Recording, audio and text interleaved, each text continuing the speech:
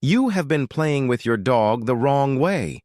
Not because you were doing anything cruel, not because your dog was not having fun, but because almost everything most owners think of as play is actually teaching their dog to live in a state of chronic overstimulation, and the long-term consequences of that are showing up in every behavior problem you have been trying to fix from completely different angles.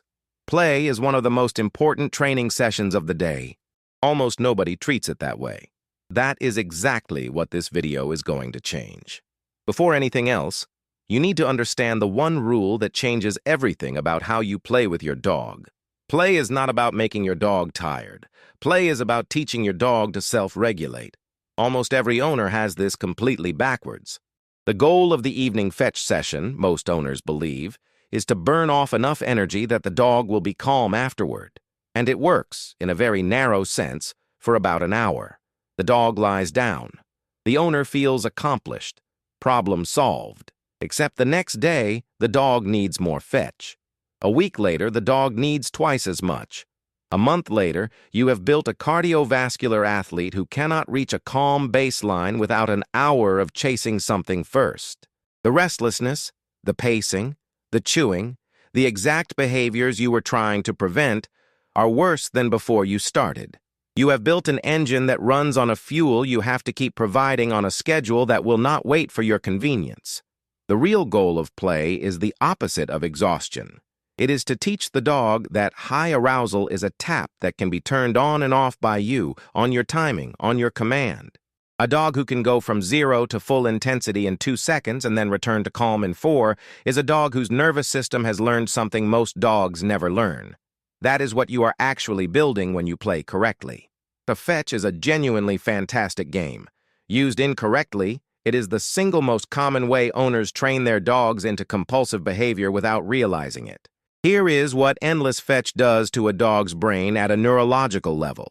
Every throw produces a spike of dopamine and adrenaline. Every retrieval is a reward that reinforces the entire loop. The dog learns, over hundreds of repetitions, that the tennis ball is the most important object in the universe and that the loop must continue.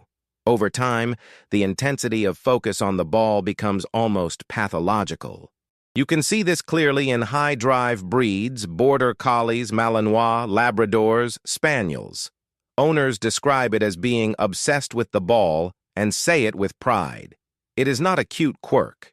It is an anxiety disorder they have trained one throw at a time. The fix is simple and non-negotiable.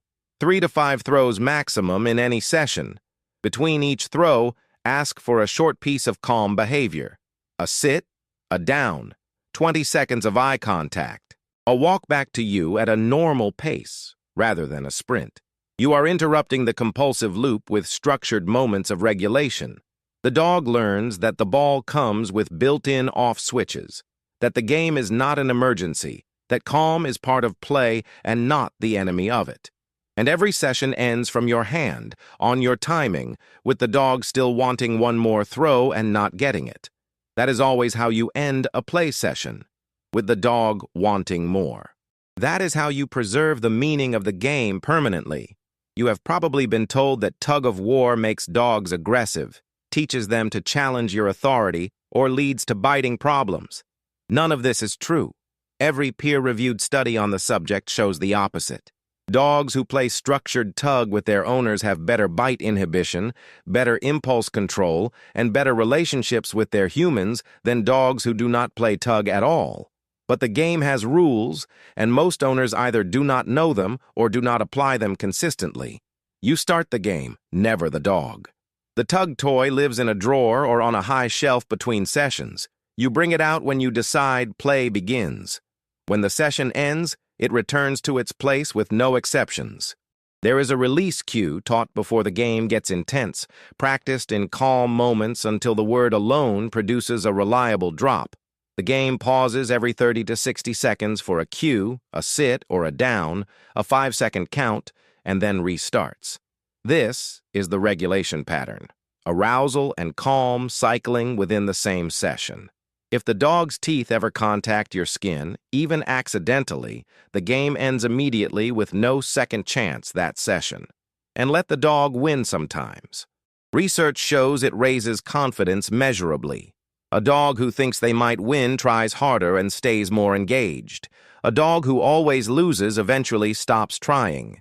These 5 rules transform tug from a dangerous game into one of the most powerful regulation tools available to any dog owner.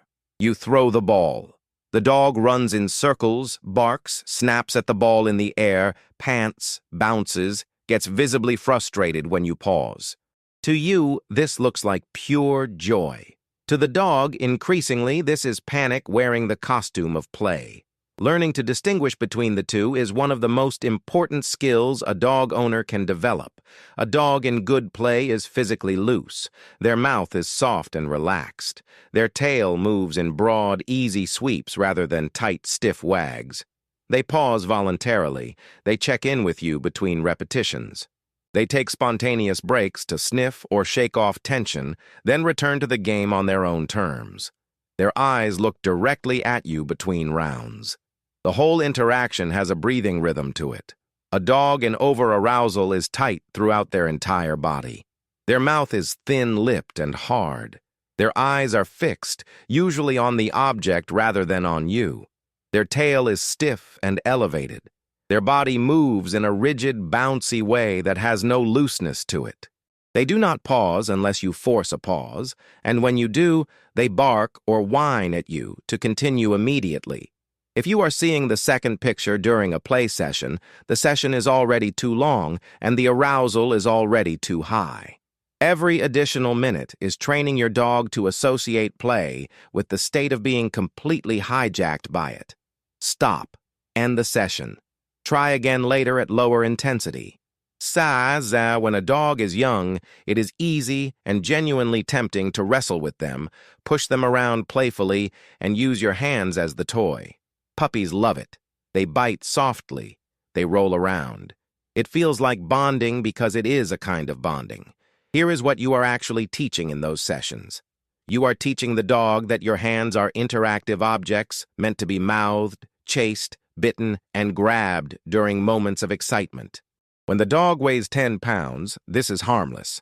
When the dog is 60 pounds, 3 years old, over-aroused during a greeting, and mouths down hard on a visitor's hand, you have a serious problem that traces directly back to every hand wrestling session from puppyhood. The rule is absolute and applies from day one. Your hands are never toys. Toys are toys. A tug rope, a flirt pole, a stuffed animal. Your hands pet, feed, and deliver cues. Nothing else. This is the piece most owners get wrong with puppies and spend years paying for when the adult dog has the mouthing habits of a toddler and the jaw strength of an adult. Protect yourself 5 years ahead by using toys from the very first play session and never making an exception regardless of how harmless it seems in the moment. D'accord. If your dog's entire play life consists of throwing a ball in the backyard, you are understimulating them mentally even if you believe you are meeting their needs physically. Dogs have 5 distinct play modes built into their behavioral repertoire: chase, tug, search, chew, and problem solve. A genuinely fulfilling play life cycles through all 5 across the week. Chase is fetch, flirt poles, and lure games. Search is hiding food in the yard, scatter feeding, and nose work. Chew is a long-lasting, safe chew item given in a structured way. Problem solve is puzzle feeders, snuffle mats, and basic trick training sequences. Here is the part most owners never discover. Search, chew, and problem solve all lower arousal. They make the dog measurably calmer rather than more excited. If your dog is a high-energy problem in the evenings, your evenings almost certainly lack any of those 3 modes. The single most underrated play activity for adult dogs is nose work. Hiding food in a series of locations around the house or yard and letting the dog find it drains mental energy the way fetch drains physical energy, except it leaves the dog genuinely calm afterward instead of wired and looking for more.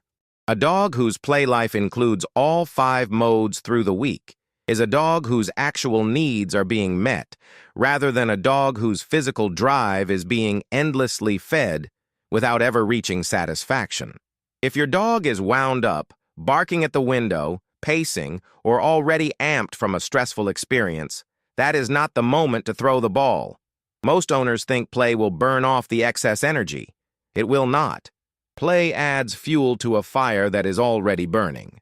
You will end the session with a dog who is more intense than when you started, more sensitized to the environment around them, and measurably worse at regulating themselves for the remainder of the day. The correct move when your dog is already over-aroused is the direct opposite of play. Lower the lights in the room, reduce all environmental stimulation, provide a frozen food toy or a long-lasting chew, turn off background noise, and give them a task that requires slow and deliberate focus. A search around the house for hidden food works precisely here because it redirects the activated brain toward something that requires calm, methodical attention rather than explosive physical output. Save exciting play for moments when your dog is already relatively settled and you want to practice turning the arousal tap on and off. Never use exciting play as a tool to manage a dog who is already beyond their threshold. You are not solving the problem. You are making it larger. A well-designed week of play for an adult dog of medium drive looks nothing like what most owners do. Monday, 10 minutes of structured tug with 3 pauses and 1 release practice, ending while the dog still wants more. Tuesday, a 20-minute nosework session with food hidden in locations of increasing complexity, followed by several hours of genuine calm. Wednesday, regulated fetch with 3 throws, a sit between each, total session under 5 minutes, followed by a chew.